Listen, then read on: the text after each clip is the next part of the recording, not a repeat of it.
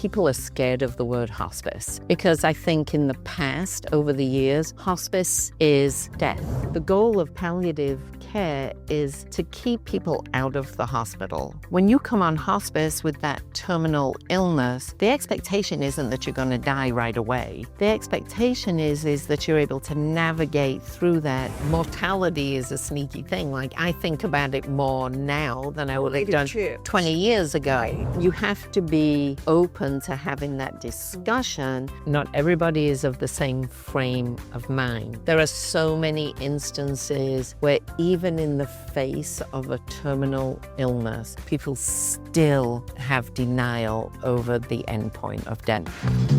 Mind your health. You got to mind your health. Mind your health. Treat yourself. You got to mind your health. Hi, and Mind Your Health. Welcome, welcome. David Burke and I are here today with our friend, Gina Harris. It's great to see you. You too. From Ramirez Saul Healthcare. And we're going to talk today a little bit about palliative care, about hospice care, end of life, subjects that I think for some people are beautiful and lovely and wonderful, and for some people are scary, intimidating, and worrisome. So we thought today it might be an interesting conversation to talk really about end of life and how people can navigate ahead of the curve, how to die with dignity, if that's a great way of Yeah, that is a good way. so that. Yeah. I think people are scared of the word hospice, period. Because I think in the past, over the years, hospice is death, Okay. right? And we like to say at Mirasol, it's about living, not dying. Because we know people have serious illnesses and they are faced with end of life. And they don't want anyone to really remind them of that. They want to think that they're still fighting, whatever it is. Okay. They still want to fight. But at the end of the day, when we think about dying, and we think about people who are faced with a terminal illness that may or may not cause their death, we don't want them to shut down and stop talking. We want them to have that conversation and to really consider what can be done differently to help their journey a little smoother and more worry-free. Well, and I think one of the things that I'm learning about hospice and palliative care is it doesn't necessarily mean death is imminent. It basically means, well, you tell me what it means, isn't it? So palliative care is definitely serious illness management. It doesn't necessarily mean end of life at all. So, for example, if I had surgery recently for whatever reason, and I also have congestive heart failure. So because I had surgery, my immune system's a little lower, my energy is a little lower, I may not be able to, my body may not be able to fight quite as well with other diseases I may have, and I may need a little more support. And so the goal of palliative care is to keep people out of the hospital. And so if I've had surgery, the last place I want to go is back to the hospital because now my congestive heart failure is coming back on me and it's causing me some problems. So that's kind of palliative care. And some people graduate from palliative care. You know, the primary reason for being in there may have been calm down enough that nobody needs to go back to the hospital. You're not worried about that yet. But some people, palliative care is just kind of a conduit between normal lifestyle and then maybe hospice, because the disease that we may have been managing may just be getting worse. And so now we're just going to kind of slip into the hospice care.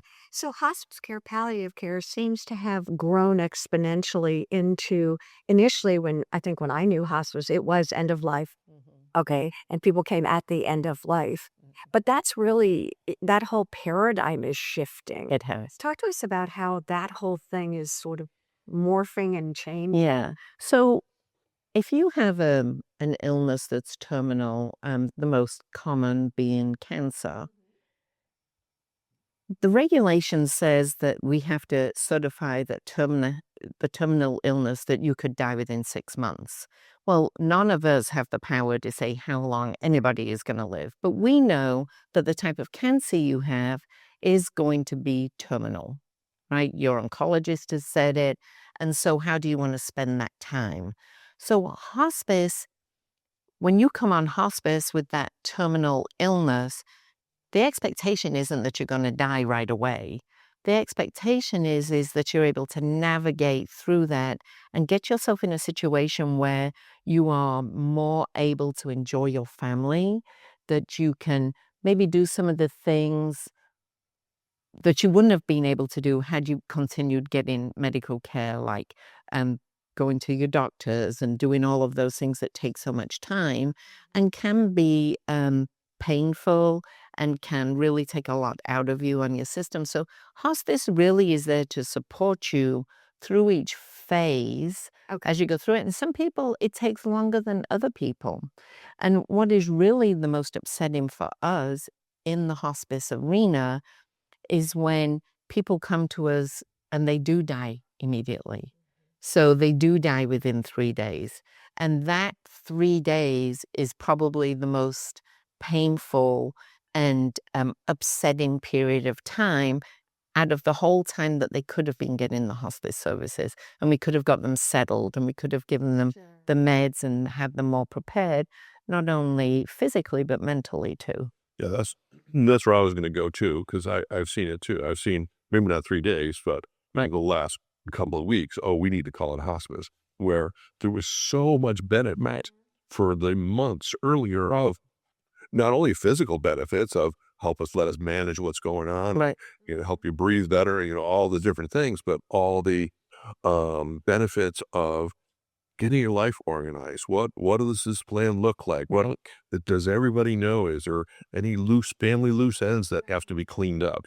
All that kind of stuff that people kind of, don't deal with. Yeah. And then until they have to. And then here's a group that says, no, here, we'll help you. We'll help you through that.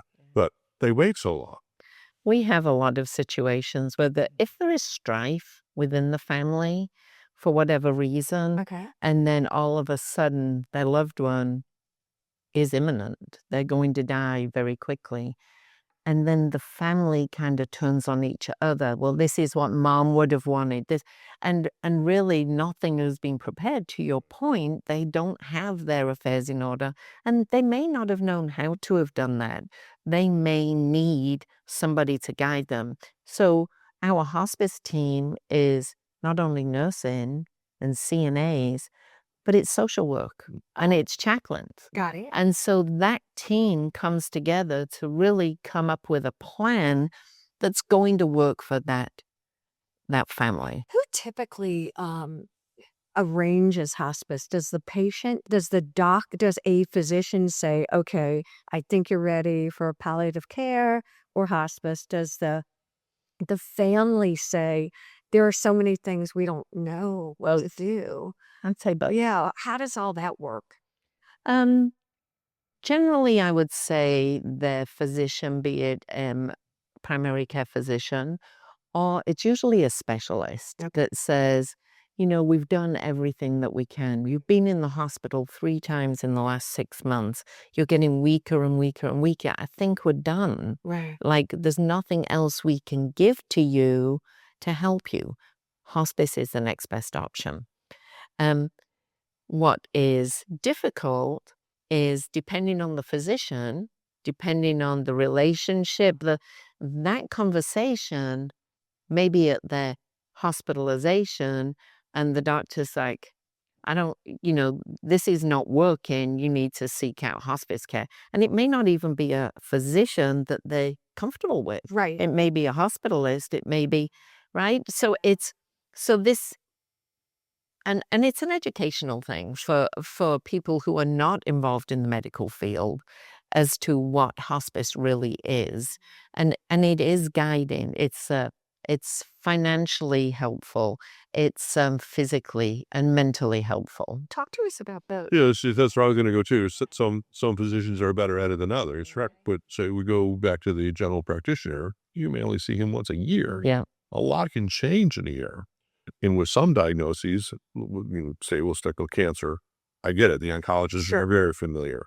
But for other people, it could be just, asthma. It could be so many different things. And I thought about, that's right. You're the people that want to sign up for, or people may not want to sign up for because they think, oh, well, next thing you know, I'm going to be in a hospital bed. I'm going to be on oxygen. I'm going to, Right. have all these tubes and machines. And it's not that at all.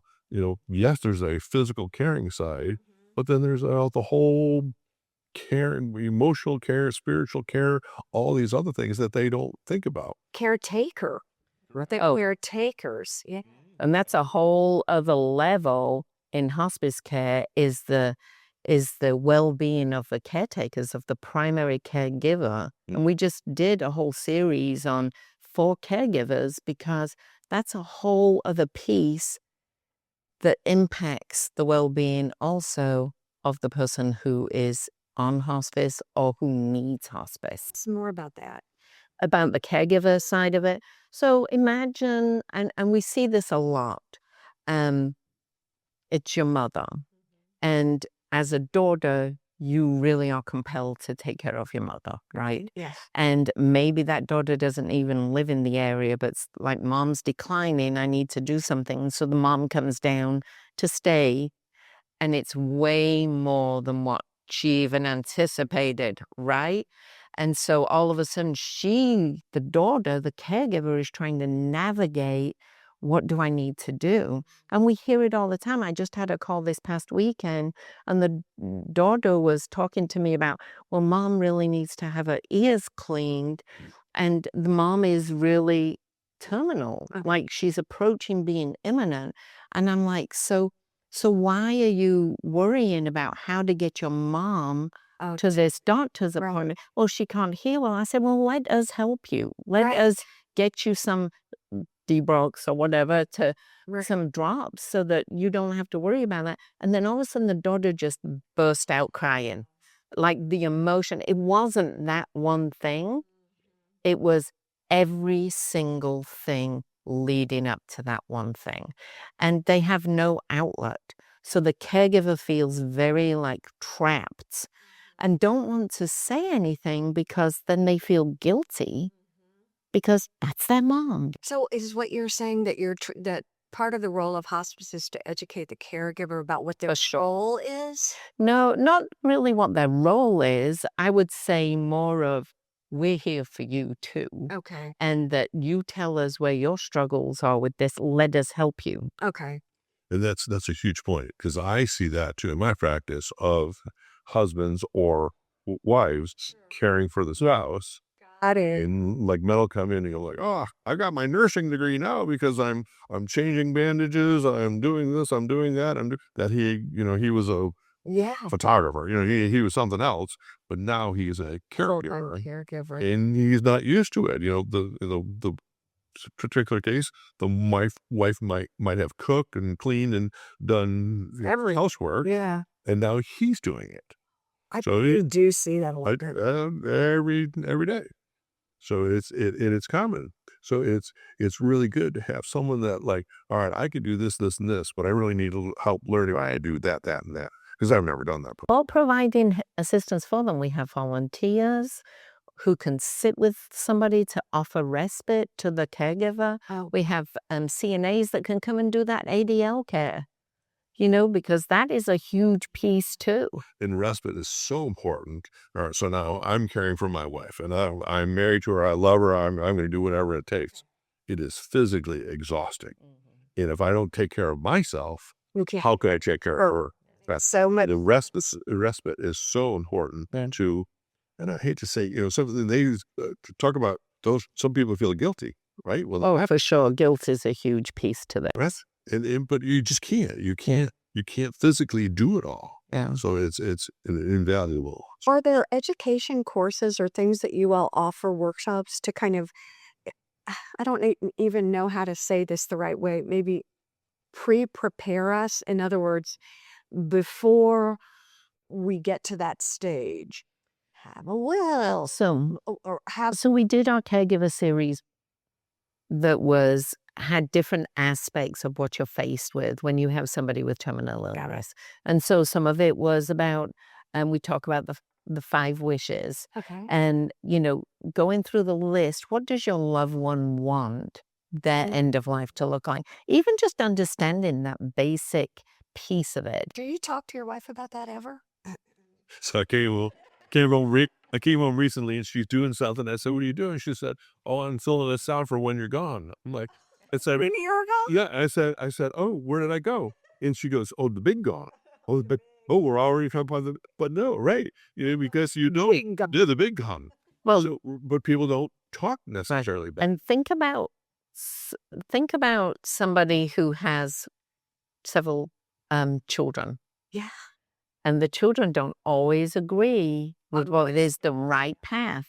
But writing that down as this is what I want, this is what I don't want, and having that conversation with everybody in their family, because what we see a lot of times is this: everybody's upset, everybody's in heightened emotions, Okay. and then if the siblings don't agree, now there's a whole new level of upset, which does transfer to the patient. Like they sense it, they know, and then they start withdrawing in themselves because they don't want to cause any further upset. And that's kind of unfair to the person who's going through this journey. So, And I have the opposite. So my father died 26 years ago now, but he sat down. I'm 107. So he had a one-on-one meeting with all of us. He says, he said, "This is all good." He said, "I've done everything I want to do." He said, "Your mother's taken care of." He said, "Children are good. My grandchildren are good." He said, "Given the choice, I'd rather not go." He said, "But Right. this is all good." And he said, and it was peaceful and there was no So issues. you learn from that. I mean, what will you do? So planning is part, and I have in my fireproof box that has all our important papers and stuff. Have this funeral home and do this and do that. Really? Yes. What else? What else? Passwords, a copy of our marriage certificate, driver's license, social security cards, because you need all that kind of stuff to clean up all the. You're been gone by this time. That's I love that word. That well, for he's ready. He's ready. This. It goes down to little teeny things. Do you want to be buried or do you want to be cremated? Do you want to do you want to who do you want to do the eulogy? right? Yeah. And how much money do you want to spend? Because you can go, a couple $100 to thousands and thousands. Never thought about that. What about things like end of life wishes, from feeding tubes or That's all included in that pamphlet. And we do. pamphlet? We can. Oh yeah, it's I'll have to get you the information as to where you can get it, but we have them and we can provide those to people. And it's the 5 wishes, and it describes how the conversation should go from page to page. Did you just randomly kind of? So, like I said, I've been actually how do I say this? I've been familiar with death. It's just something that's Part of life. right. And we have 5 children, so I didn't want the 5 children growing. They have a wish each. Yeah. Yeah. You choose your wish. You're right. So it's just because I'm in healthcare, I guess, is I knew this was a good thing that. But oftentimes, physician heal thyself, or the shoemakers doesn't wear shoes. So, but I think at what age do you recommend people do that, or do you revisit it, or? I definitely think you revisit it. Mortality is a sneaky thing. Like I think about it more now than I would have done 20 years ago. Right. And so you have to be open to having that discussion. So I don't know, it's different for everybody. If we have a mother who has cancer that is terminal at 32, how does she prepare because she didn't anticipate having that, right? And so as we get older, we know that we're running out of time, so to speak. So we're more paced in how we make our decisions and what we should do. But think about, it's not just people over 55 that die. It's people who are much younger that suffer through terminal illness. Let's go to the next level then. Do you have grief groups? What about Yes. the grieving process and helping people after their loved one has For sure. gone? Big gone. Yeah, so we do have bereavement services available to the family members for up to a year after the death. We do have grief groups that are run by our therapist as well as our chaplain. So we have a lot of those things in place to support family members after death has occurred. Do you recommend? Go ahead. So and I don't want to diminish any of those services, but I think if the work is done ahead of time, Yeah. that perhaps It does. hospice is fabulous in the aspect of, I know this is coming. I can start dealing with it now. I mean, I hate to see my loved one go, but I'm good. I know all of this. It's never ceases to amaze me, and I get it. I guess I just don't think this way of people that don't think they're going to die. Oh, Everybody dies, Right. right? Actually, I just saw a quote. It was at we were in Karen and I were down in Florida, and over the gate at this cemetery that said, "That which is so universal as death must be a blessing." oh, wow. I know. So everybody dies. So it's to behoove everybody to do this work at a time. So remember, though, not everybody is of the same frame of mind, because there are so many instances where even in the face of a terminal illness, even recognizing how debilitated that person has got, people still have denial over the end point of death and don't want to. And that's one of the big things that we deal with. Patient or the family Both. member? Or what? Yeah. So, yes. Just because I read too about patient, the strongest emotion or will that a human has is survival. Right. I will do whatever it takes to stay. Correct. Which brings up a whole other concern, which is we see it more with people who have oncologists. Sure. And the oncologist will say, there's really no more treatments for this. And then they'll go to Google and they'll find some story that you see this in pharmacy also. Yeah. This medication, the new miracle medication, say, well, I want to try this. And the oncologist is, well, I don't know that it's going to be available I want to do it. And in the meantime, they are declining to a point where you're thinking, how are you even going to get to there to get that shot? And I have a little story that I can tell you. We had a gentleman that was on our palliative program because he did have newly diagnosed with cancer, but he had some other health issues too. And he started declining, but the wife said, he's not ready for hospice. We're going to start this new chemo treatment. And I was like, okay, well, he ended up in the hospital. And I called her and I said, so what is the plan now? Nope, we're getting better so we can go and do this chemo treatment. So I had a long conversation with her and I said, how do you want to spend your last days with your husband? How do you envision your life with your husband? And she told me, all we want to do is sit out on our back porch and talk and read. And then at night, I want to sleep in our bed together. And I was like, okay. Wow, that's very clear and concrete. That's what she wanted. And I said, so why don't you take him home now so that you can enjoy those things now? And she said, no, we're going to try this chemo. I spoke to their oncologist and he said, but chemo is not going to help. And I said, so why is he insisting? He said, the patient is not. The wife is. And so that gentleman died in the hospital. And so, and that's that fear of losing or giving up, or that She had an image in her head as to how their life was going to end. She wasn't saying he wasn't going to die, but she didn't want to give up that last piece of treatment or possibility, even though everybody said, we don't think the outcome is going to change. It actually compromised the ability for her to sit. And to enjoy it, to enjoy. She never did. She never got that. And, we try to have people understand Sure.